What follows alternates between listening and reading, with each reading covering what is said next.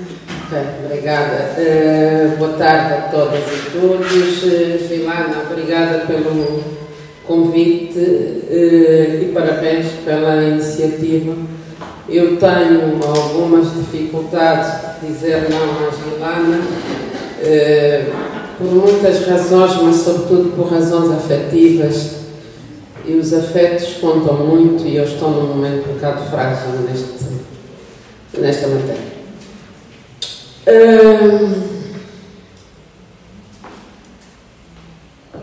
Quando eu sentei pela primeira vez numa carteira na Escola de Jornalismo de Maputo, uma das primeiras coisas que eu aprendi é que a primeira vítima de uma guerra é a verdade. Mas a vida e o jornalismo, sobretudo, foi me ensinando que a primeira vítima de uma guerra são os direitos humanos. E de que verdade é que se fala quando nós falamos de conflitos? É porque todo o conflito tem, pelo menos, duas verdades. Aliás, meu pai dizia que toda a história, por mais pequena que ela seja, tem no mínimo duas verdades. E pode ter 3, 4, 5, em função do que somos, do que queremos, da nossa idiosincrasia, dos nossos preceitos ideológicos, políticos, sociais, culturais, económicos, do nosso lugar de fala. Por isso nós temos sempre, todos nós, que relativizar tudo e temos, sobretudo, que ser abertos, plurais. Eu não gosto muito da palavra tolerante, porque essa ideia de tolerância dá um bocado a ideia de que estou a fazer favor ao outro, estou a tolerar o outro, coloca-me a mim numa posição de superioridade em relação ao outro, mas sim tratar o outro como igual, aceitar a pluralidade. E este é o erro do continente africano. Nós falhamos aqui. De 2010 para aqui, não vou recuar muito mais no tempo, nós começamos por ter as primaveras árabes. Olhamos hoje para a Tunísia, onde existe uma ditadura feroz, muito mais feroz do que a moçambicana, em que o presidente controla tudo, controla o poder político, o executivo, o judicial, a comunicação social e tudo que é poder. Olhamos para a Líbia e percebemos o fracasso que foi essa dita Primavera Árabe na Líbia, comandada por Blair, Obama, os democratas do costume, e a Líbia, e Sarkozy, e a Líbia hoje é um desastre, absolutamente desastre, assassinando Gaddafi, não tanto pelas coisas boas que ele fazia na Líbia, mas pelos projetos panafricanistas que tinha. Olhamos para o Egito e é aquela instabilidade e aquela indiferença perante o genocídio que se passa na Palestina. Daí para aqui nós temos os relatos históricos da nossa própria história do continente, que os processos libertários, valham eles o que valer, normalmente eles vêm do norte para sul e não ao contrário. Não é por acaso que a África Austral é a última região a ser liberta, que é a nossa região. E as nossas independências, Moçambique e Angola, foram as últimas, porque quer a Namíbia, quer a África do Sul, não era tanto independência, eram outros processos. E então, depois, o que é que nós temos? Nós temos no Quênia, em 2017, se a memória não me falha, um corajoso juiz, David Maraga, que anula umas eleições presidenciais por fraude. Há aquele termo politicamente correto, irregularidades. Quando nós ouvimos os políticos falarem de irregularidades nas eleições, nós viajamos logo para a fraude. E Maraga tem essa coragem, anula e manda repetir as eleições presidenciais. Mas para Maraga chegar aí, há todo um processo de contestação, de protestos nas ruas, com dezenas de mortos. Há 4 anos, no Malawi, como dizia aqui há bocado o meu colega de painel, há umas eleições também consideradas 6 meses depois de muita contestação, muito protesto, fraudulentas, e as eleições são anuladas. Também dezenas de mortos.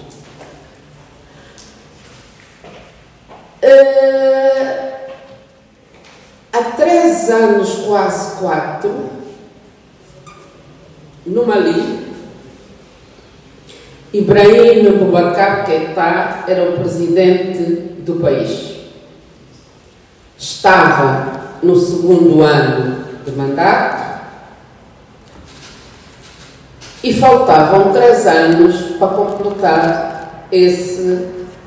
Estava no segundo mandato, a Constituição só previa 2 mandatos, e faltavam 3 anos para o IBK, como era abreviadamente tratado, terminar o seu mandato. Há uma situação de crise económica nunca vista. As populações passavam fome e miséria. Os serviços não funcionavam. O presidente se preparava para tomar algumas medidas mais draconianas, ainda que encareceriam a vida das pessoas e os pobres se tornariam muito mais pobres. A juventude de hoje, a tal geração Z, que tem o digital como a sua principal arma de combate, protesta. E IBK não recua, não faz marcha atrás. Perante muita contestação, perante muitos mortos, o exército dá golpe de Estado.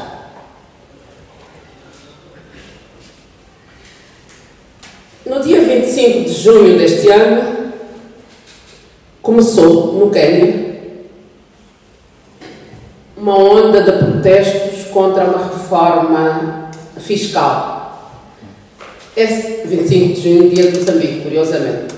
Essa reforma fiscal visava responder às exigências do capitalismo internacional, dos FMIs e toda aquela panóplia de coisas que a gente conhece, os bancos mundiais e outras coisas que normalmente os seus programas nunca servem para desenvolver os países. E a juventude queniana, que tem muita experiência em protesto e contestação, primeiro porque nós estamos a falar de um país que tem um nível de intelectual muito, muito alto, e isto ajuda na concepção, na tomada de consciência das populações e na percepção da condição de cada um. A juventude faz todo o protesto.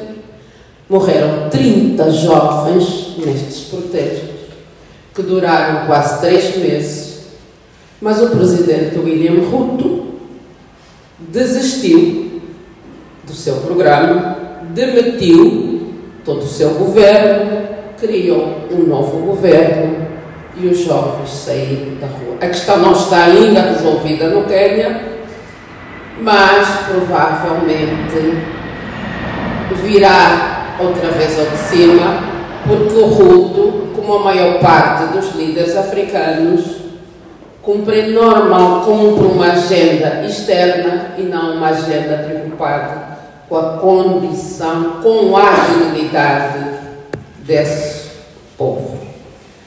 Nessa altura, em julho, eu escrevi qualquer coisa, um artigo com um título que, se me lembro, é "O Povo Falou".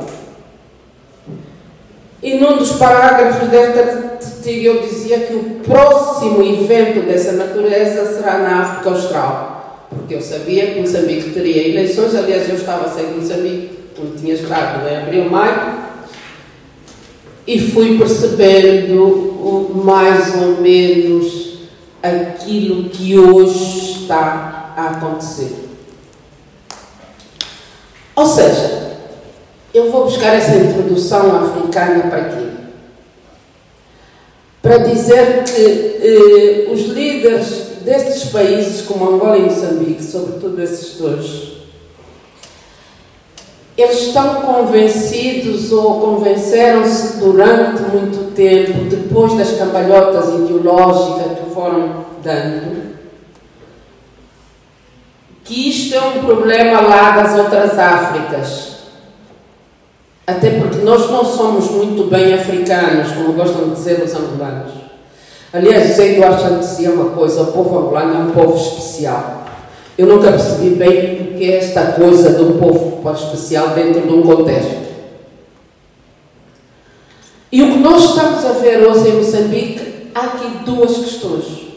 A primeira, as condições são exatamente as mesmas que levaram a essas revoluções no resto do continente. Ou seja, a falta de dignidade na vida das pessoas. Esta é a razão porque as pessoas se revoltam. Esta é a razão das revoluções. É a razão das diferentes lutas. A falta de dignidade. A democracia é só um chavão ou um pretexto que as classes políticas percebam, as classes intelectuais. O povo não luta por democracia. O povo luta por dignidade. Como é que se chega à dignidade? Este é o outro passo. Provavelmente a democracia pode ser esse caminho. Porque se nós olharmos, nós estamos a reivindicar hoje, nós moçambicanos, uma coisa que nós naturalizamos. Nós naturalizamos a fraude eleitoral. Nós naturalizamos as irregularidades. Por quê? Porque partimos do princípio que o facto de sermos africanos, o facto de ser um país africano, nós não temos que exigir eleições com qualidade. E naturalizamos aceitando para a nossa realidade isto está bom. A dignidade não pode ter fronteiras. A dignidade não pode ser exclusivo do norte. Por que é que nós, os africanos, não podemos viver com dignidade e não podemos exigir como mínimo a dignidade do povo? Ninguém ganha eleições para miserabilizar o outro. Por isso, a questão da legitimidade política tem de ser posta em causa quando os povos não estão satisfeitos. Não há 5 anos de poder, ninguém é eleito para miserabilizar um povo. E quando a política de um partido, de um governo, não importa o seu histórico, importa sim a sua atitude, a sua ação em relação àqueles que eles têm a obrigação de governar. Porque se a função de um poder, a função de um partido, não for ajudar ou contribuir para melhorar os problemas desse povo que governa, ou seja, como dizia Agostinho Neto, o mais importante não for resolver os problemas do povo, este poder não tem legitimidade. Acabou. Não tem legitimidade nenhuma. E é isso que é preciso ter em conta. Como é que se resolve isso? Se isso é ou não é uma revolução? Quem faz a revolução não tem que ter consciência da revolução, nem tem que teorizá-la. Porque a revolução é uma atitude de mudança. Eu quero mudar isto porque isto não resolve a miséria, não resolve a fome, não resolve a falta de educação, não resolve a questão da saúde. E essa mudança é que depois pode ser teorizada como a tal revolução. Porque nós perguntamos, porquê que Moçambique tem que ter 2,5 milhões de crianças sem escola, ou porquê que Angola tem que ter quase 5 milhões de crianças sem escola?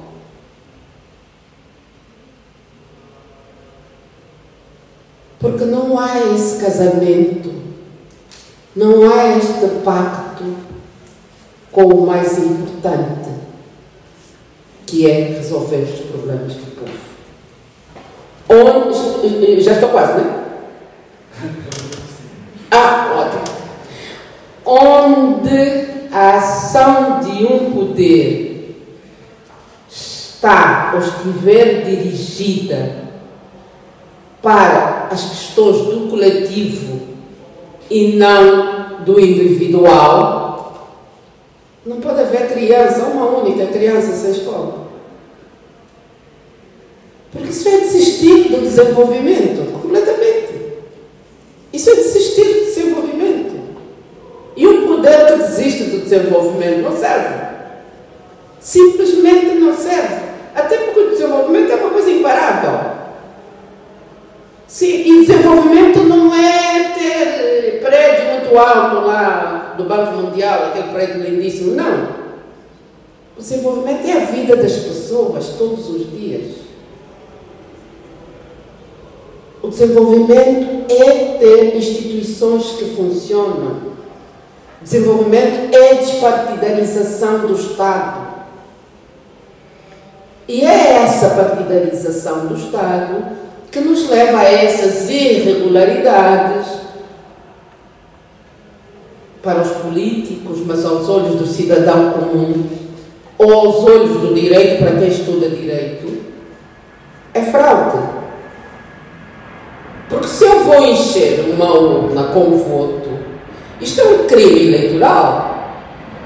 E esse crime eleitoral é fraude.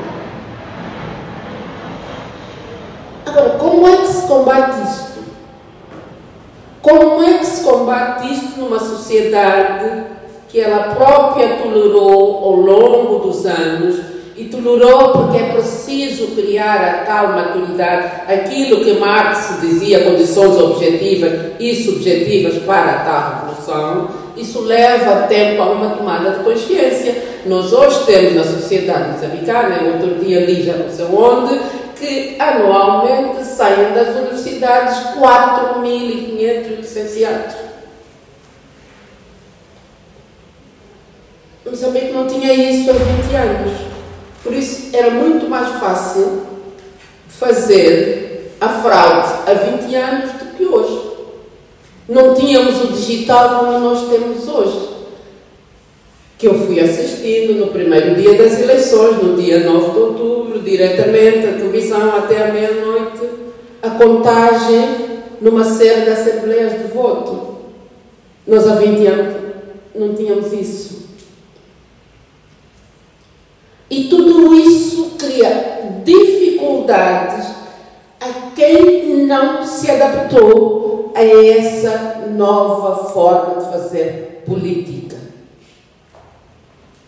A Frelimo adormeceu sobre essa normalização das irregularidades, para usar esta expressão dos políticos. E é esse adormecimento que lhe impediu de ver que há uma nova geração intolerante à miséria, à pobreza, à fome, num país onde a riqueza é simplesmente pornográfica.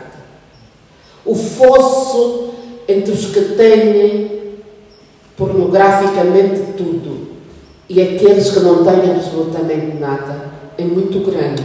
E isto é sempre uma bomba relógio em qualquer sociedade. E Moçambique não é diferente do Quênia, não é diferente do Senegal, onde os jovens impediram o Maxwell de fazer um terceiro mandato alterando a Constituição. Não é diferente de nada, porque hoje nós temos uma geração que não tem como fronteiras físicas a que tinha a minha geração. Nós dependíamos das fronteiras físicas do nosso espaço. Hoje, a fronteira de cada um de vocês é o mundo. E o mundo luta por uma coisa simples, em todo o mundo: dignidade. E isto, infelizmente, nem a Frelimo, nem o EPLA, com as suas imensas cambalhotas ideológicas, sem uma identidade ideológica, não conseguiram dar. Ficou a saudade de Samora, não é por acaso que as principais palavras de ordem que Venâncio e os venancistas adotaram são todas elas palavras de ordem de Samora Machel, desde o Povo no Poder e etc., que muito bem a Zagaia popularizou nas suas músicas, mas são palavras de ordem de Samora Machel, que tinha essa preocupação de que o mais importante é resolver o problema do povo. Quando isso não acontece, a legitimidade desses poderes desaparecem completamente e cabe à juventude resolver o problema que os políticos não resolveram. Obrigada.